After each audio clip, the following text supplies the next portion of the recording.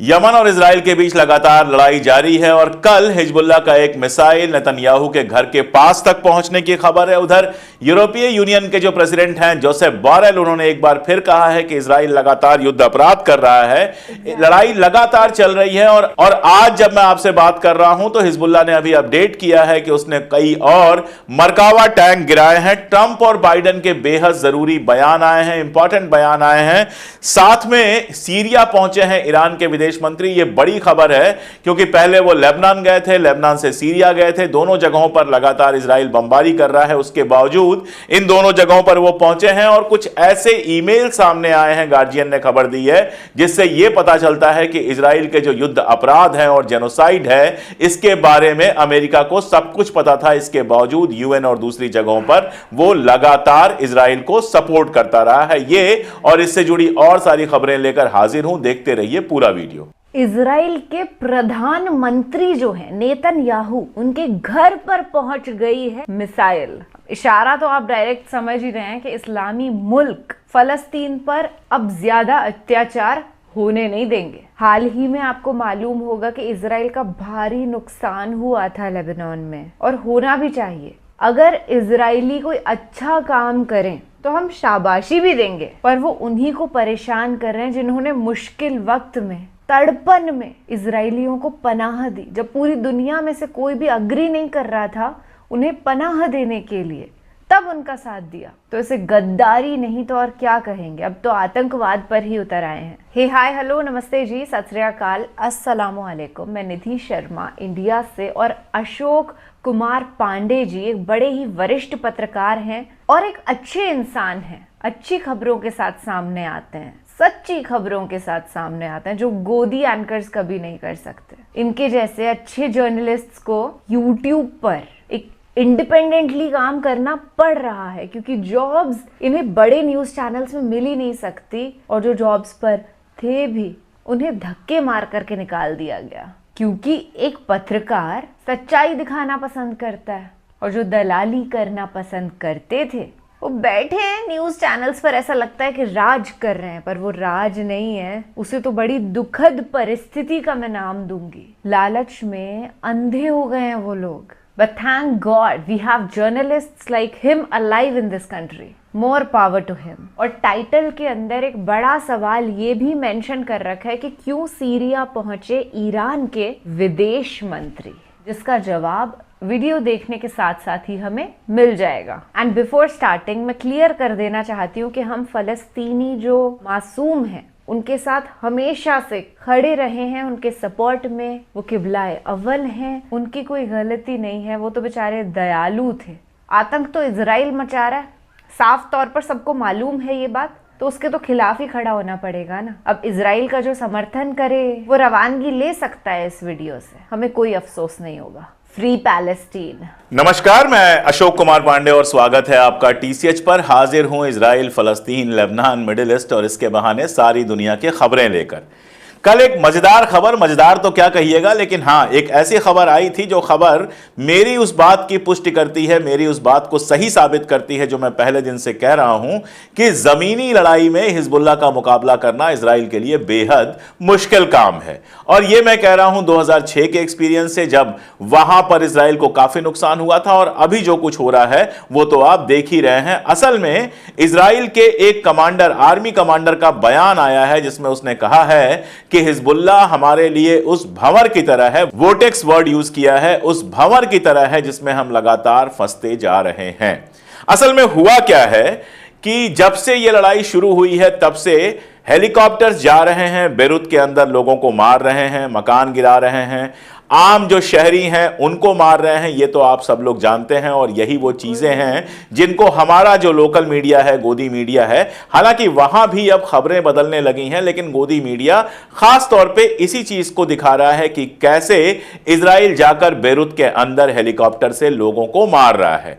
यही हमारे यहां मेन खबर बन रही है, और इसी के आधार पर हमारे जो इंडिया में इजराइल के सपोर्टर्स नए नए पैदा हुए हैं। आपको एक मजेदार बात बताऊं, एक ट्विटर हैंडल है है जो एकदम अपने आप को इजरायली की तरह दिखाता है, हमेशा यह दिखाता है कि वो इजरायली है। जब उसकी जांच हुई तो पता चला कि वो लखनऊ के पास किसी गांव का है, इजराइल से उसका कोई लेना देना नहीं है। अब इस तरह के लोग दुनिया में हिंदुस्तान की कितनी बेइज्जती करा रहे हैं वो एक अलग बात है, लेकिन ये सारा कुछ यहां पर चल रहा है। यह भी हो सकता है कि उनकी जो आईटी सेल की पेमेंट है वो इजराइल से सीधी आ रही हो, तो रुपयों की जगह वहां का शक्ल जो होता है, वहां का पैसा होता है, उसमें आ रही हो तो अमाउंट बढ़ जाए। खैर, तो हुआ यह है कि जब से यह जंग जमीनी लेवल पर आई है, इजराइल ने यह कहा है कि हम जमीनी हमला करेंगे, तब से वो 1 इंच भी आगे नहीं बढ़ पाया है और रोज उसके लोग मारे जा रहे हैं। केवल अगर कल की बात कर लें तो कल के कल में 6 जगहों पर 6 मोर्चों पर इजराइल को पीछे ढकेला है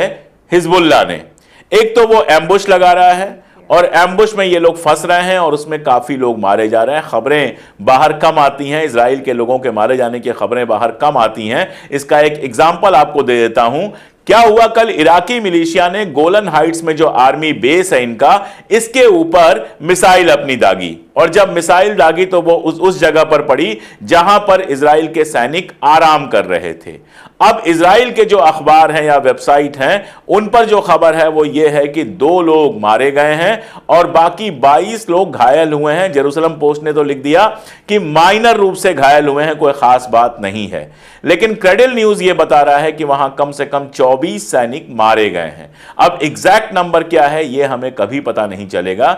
इसी तरह ये जो एम्बुश हो रहे हैं उसमें भी लगातार इजरायली सैनिकों के मारे जाने की खबरें हैं। लगातार ऐसी वीडियोज आ रही हैं जिनमें हेलीकॉप्टर इजराइल के जो घायल और मारे गए सैनिक हैं उनकी लाशें लेकर जा रहे हैं। एक जगह खबर यह आई कि हिजबुल्लाह ने लाश अपने कब्जे में लेने की कोशिश की, हालांकि उस लाश को ले जाने में इजराइल के लोग कामयाब हो गए। अब आप सोच के देखिए, इराक से मिसाइल चलती है और सीधे गोलन हाइट्स पे आर्मी बेस पे आके गिरती है। यह मिसाइल किसी घर पे भी गिर सकती थी, किसी मल्टी हाउस जो होते हैं, जो मल्टी अपार्टमेंट्स होते हैं उनके ऊपर भी गिर सकती थी, और ऐसे में बहुत सारे आम शहरी मारे जाते और फिर वो बड़ी खबर बनती, आप दिखाते कि इतने सारे शहरी मारे गए हैं। लेकिन अभी तक जो रेजिस्टेंस है, चाहे वो इराकी रेजिस्टेंस हो, चाहे वो ईरान ने जब मिसाइलें दागी थी, या फिर हिजबुल्लाह जो लगातार मिसाइलें दाग रहा है, आज सुबह से भी खबर है कि 100 से ज्यादा मिसाइलें वो दाग चुका है। इन सारी मिसाइलों का निशाना सिर्फ और सिर्फ आर्मी के इलाकों को बनाया जा रहा है। यह वजह है कि वहां से आपको लाशों की तस्वीरें नहीं दिख रही हैं, और मैं तो चाहूंगा कि इजराइल भी सीखे, अब से कम मोरल हो जाए। जिस तरह बेरूत के सबर्स पे वो लगातार बम गिरा रहा है, वो बम गिराना बंद करे। उसको लड़ाई लड़नी है तो वो सीधे सीधे आर्मी वाली जो लड़ाई चल रही है वो लड़ाई लड़े। लेकिन इजराइल का हमेशा से यह तरीका रहा है कि जितने ज्यादा शहरियों को मार सकते हो उतने शहरियों को मारो, चाहे वो 1982 का मामला हो, चाहे 1978 का मामला हो, चाहे वो 2002 का मामला हो, 2006 का मामला हो। जब भी लेबनान से उसकी भिड़ंत हुई है उसके सैनिक मारे गए हैं, और लेबनान में आम नागरिक, आम शहरी ज्यादा मारे गए हैं। अब ये जो तरीका है आप समझ सकते हैं कि ये तरीका कैसा है। कुछ दिन पहले ब्लिंकन ने भी कहा था कि यह मुमकिन है कि इजराइल ने कुछ ऐसी चीजें की हों जो वार एथिक्स के खिलाफ हों, जो जंग के जो नियम बनाए गए हैं, यूएन ने नियम बनाया है, उसके खिलाफ हों। और इस तरह से आप समझ सकते हैं कि वो कहना यह चाह रहा था कि इजराइल ने जेनोसाइड किया हुआ हो, ऐसा हो सकता है। आईसीजे भी कह चुका है, बाकी सारी जगहों से भी कहा जा चुका है। लेकिन ये जो तरीका इजराइल ने अपनाया है, अमेरिका को इससे दिक्कत नहीं होती। यह अपने आप में सोचने की बात है कि अमेरिका हिंदुस्तान और दूसरे मुल्कों को तो ह्यूमन राइट सिखाता है, लेकिन इजराइल के मामले में ह्यूमन राइट्स की जो उसकी क्लासेस हैं वो क्लासेस एकदम खत्म हो जाती हैं। अभी तो ऐसा लग रहा है कि अमेरिका की जो दोनों पार्टियां हैं, वहां इलेक्शन चल रहा है, दोनों के बीच में कंपटीशन चल रहा है कि कौन कितना बड़ा समर्थक है। ट्रंप को आप जानते हैं, बड़े मुंह का आदमी है, लगातार बोलता है और बहुत बुरा बोलता है, हमेशा ही बोलता रहा है। ट्रंप ने कल एक कार्यक्रम में कहा कि इजराइल को सीधे ईरान की न्यूक्लियर फैसिलिटी पर हमला करना चाहिए। ईरान के हमले के बाद ही लगातार ये बात आ रही है, इजराइल हमला करेगा, आज करेगा, कल करेगा, परसों करेगा। अभी तक तो जब मैं ये बात आपको बता रहा हूं, जब अपडेट दे रहा हूं, तब तक तो हमलों की कोई खबर आई नहीं है। आगे कहां वो हमला करेगा ये देखने वाली बात होगी। 2 जगहें बताई जा रही हैं, पहला उसकी ऑयल फैसिलिटीज और दूसरा उसके जो न्यूक्लियर फैसिलिटीज हैं वहां पर हमला करने की बात आ रही है। तो ट्रंप ये कह रहा है कि सीधे सीधे इजराइल को हमला कर देना चाहिए ईरान की एटॉमिक फैसिलिटीज पे। अब कल की बात मैं आपको बताऊं कि रशिया ने एक बेहद शानदार नया एयर डिफेंस सिस्टम ईरान भेजा है। ईरान को पता है कि उसकी जगह खतरे में है। कल जिस तरह से खामनेई बाहर आए, बाहर आकर उन्होंने एकदम खुले में नमाज पढ़ी, खुतबा पढ़ा, उसको देखकर इतना तो समझा ही जा सकता है कि इजराइल से किसी तरह का डर दिखाने को ईरान तैयार नहीं है। यह बहुत बड़ा स्टेटमेंट था कि तुम कहते हो कि खामनेई छुप के रहते हैं, खामनेई डरे हुए हैं। खामनेई बाहर आए और बाहर आकर उन्होंने भाषण दिया। 1985 वाला मैंने आपको बताया था कि वो भाषण दे रहे थे, उसी समय विस्फोट हुआ था और 3 मिनट के अंदर दोबारा उन्होंने भाषण देना शुरू कर दिया था। तो उन्होंने दिखाया कि आज भी उनके अंदर वो दमखम है, आज भी वो हिम्मत है। अगर चाहो तो सीधे सीधे वहां हमला करो जहां ईरान के सारे इंपॉर्टेंट लोग एक साथ थे और लाखों की तादाद में लोग थे। तो ईरान ये जानता है कि आज नहीं कल इजराइल आक्रमण कर सकता है और उसके लिए तैयारियां कर रहा है, जिसमें रूस उसकी पूरी मदद कर रहा है। इसके साथ साथ रूस सीरिया में अपनी सेना भेज रहा है और सीरिया से बहुत मुमकिन है कि वो इजराइल के ऊपर हमला करे, क्योंकि सीरिया में हमला किया गया है, इजराइल ने हमला किया है रशियन बेस पर। तो लड़ाई अपने आगे के लेवल पर है, लेकिन ट्रंप उस लड़ाई को और भड़का के ये कह के, और खास तौर पे तब जब बाइडेन ने पहले ही कहा है कि इजराइल को ईरान की एटॉमिक फैसिलिटी पे हमला नहीं करना चाहिए, तो वो ये दिखाना चाह रहा है कि मैं बाइडेन से ज्यादा समर्थक हूं। कल फिर बाइडेन ने एक प्रेस कॉन्फ्रेंस की और उसमें बहुत सारी बातें की। व्हाइट हाउस के अंदर ये प्रेस कॉन्फ्रेंस हुई और उसमें बाइडेन ने पहले उसने कहा था कि एटॉमिक जो फैसिलिटीज हैं उन पर हमला नहीं करना चाहिए, और कल उसने कहा कि जो ऑयल फैसिलिटीज हैं उन पर हमला नहीं करना चाहिए। कारण बहुत क्लियर है। अमेरिका जानता है कि वो इजराइल का सपोर्ट करता है, लगातार इजराइल को पैसे दे रहा है, हथियार भेज रहा है। अभी उसने मिडिल ईस्ट में नए फाइटर जेट भेजे हैं, एयरक्राफ्ट भेजे हैं, वो सब ठीक है। लेकिन उसको पता है कि अगर ऑयल फैसिलिटीज पे हमला किया गया तो पूरी दुनिया में ऑयल की किल्लत होगी, क्योंकि तब ईरान उन देशों की ऑयल फैसिलिटीज पर हमला कर सकता है जो अमेरिका या फिर इजराइल को ऑयल सप्लाई करते हैं और साथ में बाकी दुनिया को भी।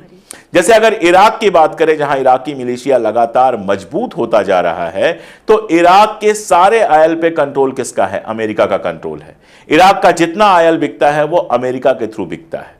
अब अगर ईरान की फैसिलिटी नष्ट की जाएगी तो बहुत मुमकिन है कि जो इराकी मिलिशिया है वो इराक की जो ऑयल फैसिलिटी है उस पर हमला करे या फिर कुछ ऐसा करे जिससे वहां का ऑयल बाहर नहीं जा सके।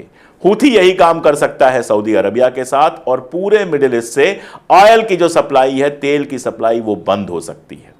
और अगर बंद नहीं भी हुई, मान लीजिए 50% 70% भी कम हो गई, तो दुनिया में जाड़े आने वाले हैं, तेल की किल्लत बहुत ज्यादा होगी और इस किल्लत को बर्दाश्त कर पाना दुनिया के लिए मुमकिन नहीं होगा। कीमतें इतनी बढ़ जाएंगी कि जैसे आपने श्रीलंका में देखा था कि कारें खड़ी थी क्योंकि पेट्रोल नहीं था, वैसे सारी दुनिया में सिर्फ कारें ही नहीं और भी बहुत कुछ, हवाई जहाज से लेकर जाने क्या क्या, चलना मुश्किल हो जाएगा अगर मिडिल ईस्ट से तेल आना बंद हो गया। इसीलिए बाइडेन इस बात को समझ रहा है। जब बाइडेन से कुछ कहा गया तो उसने कहा कि जितना मैंने नेतन्याहू के लिए किया है आज तक किसी ने नहीं किया है। कहने का मतलब यह था कि उसके बाद भी वो मेरी बात नहीं सुन रहा है। उन्होंने कहा कि बीबी को यानी नेतन्याहू को यह बात याद रखनी चाहिए। दरअसल जिस तरह का ये वॉर चल रहा है, जिस तरह का इंफॉर्मेशन वॉर चल रहा है, उसमें बहुत सारी चीजें आती हैं जिनका एक मतलब सामने होता है और एक मतलब उसके पीछे छिपा हुआ होता है। जैसे याह्या सिनवार, हमास के जो नए चीफ बनाए गए। अब याह्या सिनवार के बारे में काफी टाइम से जो इजरायली प्रेस है और यूरोपीय प्रेस है वो खबर चला रहा था कि याह्या सिनवार मारे गए हैं, क्योंकि याह्या सिनवार का कोई वीडियो आ नहीं रहा था। मैंने भी काफी सर्च किया, काफी यहां वहां देखा, लेकिन कुछ मिल नहीं रहा था। तो मैं भी खामोश था कि जब तक कहीं से कंफर्म ना हो जाए इस पर बात नहीं कर सकते हैं।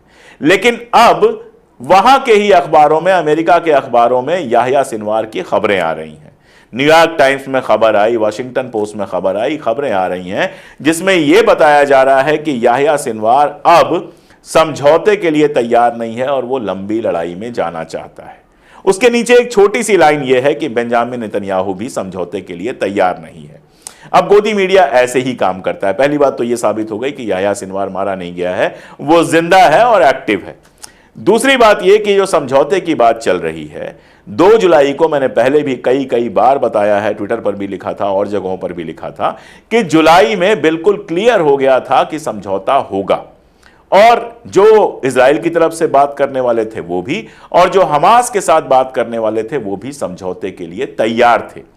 लेकिन इन सब के बावजूद नेतन्याहू ने जब नई शर्तें रख दी तो समझौता टूट गया, और उसके बाद जब जब समझौते की बात चली, जब जब जंगबंदी की बात चली, तब तब हमास ने यही कहा कि पहले जो समझौता हो चुका है उसको क्यों नहीं लागू कराया जाता है। तो आप बताइए दोष किसका है? अगर समझौता टूटा, नेतन्याहू ने अगर नई शर्तें नहीं रखी होती तो जुलाई में ही जंगबंदी हो गई होती, फिर लेबनान के साथ भी जंग बंद हो गया होता, इस समय खाड़ी में शांति होती, आराम से काम चल रहा होता। हो सकता है कि गजा के अंदर मकान बनने शुरू हो जाते, सड़कें बननी शुरू हो जाती, स्कूल खुल जाते। लेकिन यह सब अगर होता तो नेतन्याहू की कुर्सी भी चली जाती।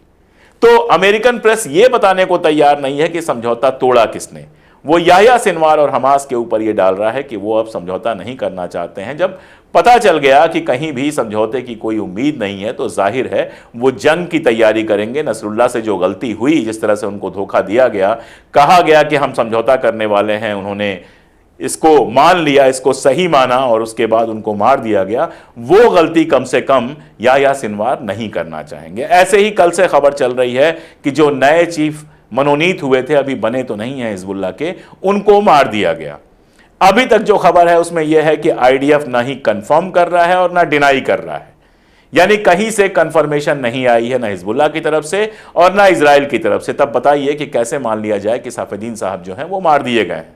अगर वो मार दिया गया होता तो कहीं से तो कंफर्मेशन होता, लेकिन हमारा गोदी मीडिया, मैंने कल आपको दिखाया था कि पहले ही उनको मार चुका है और यहां तक दावा कर चुका है कि जहां वो मारे गए वहां पर उनका अपना संवाददाता, उनका अपना जर्नलिस्ट मौजूद था। आप समझ सकते हैं कि दुनिया भर में किस तरह की इंफॉर्मेशन वार चल रही है।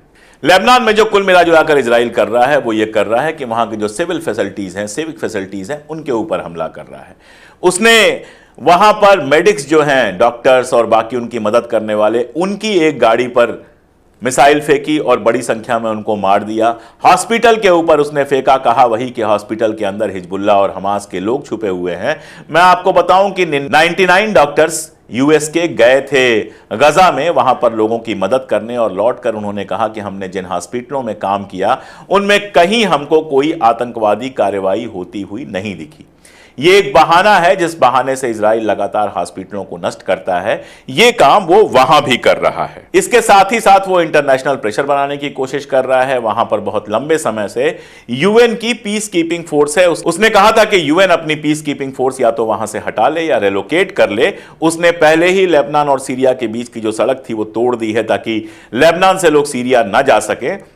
लेकिन यूएन पीस कीपिंग फोर्स ने बिल्कुल साफ कहा कि हम यहां से हटने वाले नहीं हैं, हम यहां पर ही रहेंगे, अपनी लोकेशन नहीं बदलेंगे और यूएन का जो फ्लैग है वो फहराते रहेंगे।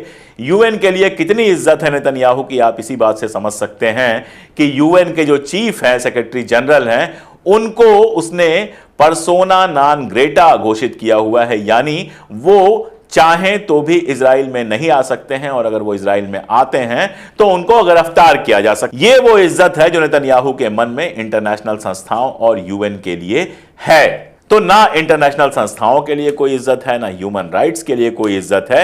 अमेरिका से हथियार लगातार मिलते रहते हैं और उन हथियारों के भरोसे नागरिकों को, शहरियों को मारना और मारकर एक साइकोलॉजिकल वारफेयर करना, यह काम है जो इजराइल बहुत कायदे से करता है। लेकिन लेबनान, पहले भी कहा गया था, मैंने ही नहीं, बहुत सारे लोगों ने कहा था कि लेबनान गजा नहीं है, और लेबनान की जो फौज है हिजबुल्लाह, वो कहीं से भी हमास नहीं है। उसके पास काफी सारा स्ट्रक्चर है, इंफ्रास्ट्रक्चर है, लड़ने का अनुभव है, हथियार हैं, और इसी वजह से इजराइल चाह कर भी एक कदम आगे नहीं बढ़ पा रहा है। जिस नॉर्थ इजराइल को कहा गया था कि यहां से लोग वापस चले गए हैं, उनको वापस लाना, अपने घरों तक पहुंचाना हमारा फर्ज है, वहां आज सुबह से इतनी बमबारी हुई है, इतनी मिसाइल्स गिरी हैं कि ऐसा लग रहा है जैसे जंगल में आग लगी हुई है। अब वो वीडियो कलर में मैं आपको नहीं दिखा सकता हूं, वरना यूट्यूब वीडियो आप तक पहुंचने ही नहीं देगा। ट्विटर पे और बाकी सारी जगहों पे आप देख सकते हैं। तो इस लड़ाई में इजराइल बुरी तरह से फंसा हुआ है, और सब मिला जुला कर लगता यह है कि यह लड़ाई अगर लंबी चलती है तो इजराइल को बहुत ज़्यादा नुकसान होगा। लेबनान को तो नुकसान हो ही रहा है, वहाँ के लोग मारे जा ही रहे हैं, वहाँ के हॉस्पिटल्स, घर तो नष्ट किए ही जा रहे हैं, लेकिन इजराइल को भी जानो माल का लंबा नुकसान होने का पूरा पूरा अंदेशा है। और रहा सवाल ईरान का, तो ईरान पहले ही कह चुका है कि अगर हमारी एटॉमिक फैसिलिटी या ऑयल फैसिलिटी पे आपने हमला किया तो उसके बाद हम ऐसा हमला करेंगे जिसके बारे में आपने सोचा भी नहीं होगा। सीधी सी बात है कि अगर दोबारा हमला होता है तो दो तरह का हमला हो सकता है। एक तो अमेरिका की मध्यस्थता से अमेरिका मिडिलमैन बन के ऐसा हमला करवाए कि भाई ठीक है, इजराइल अपने लोगों से कह सके कि देखो हमने भी हमला किया और बात आगे ना बढ़े, जैसा उसने ईरान के साथ किया था जब ईरान ने पिछली बार हमला किया। दूसरा यह हो सकता है कि वो ना सुने अमेरिका की और लीथल हमला करने की कोशिश करे। वैसे केस में ईरान निश्चित तौर पे पलटकर बड़ा हमला करेगा और फिर जो होगा वो सारी दुनिया के लिए बेहद खतरनाक होगा। आज के लिए इतना ही, बहुत शुक्रिया। Thank you so much.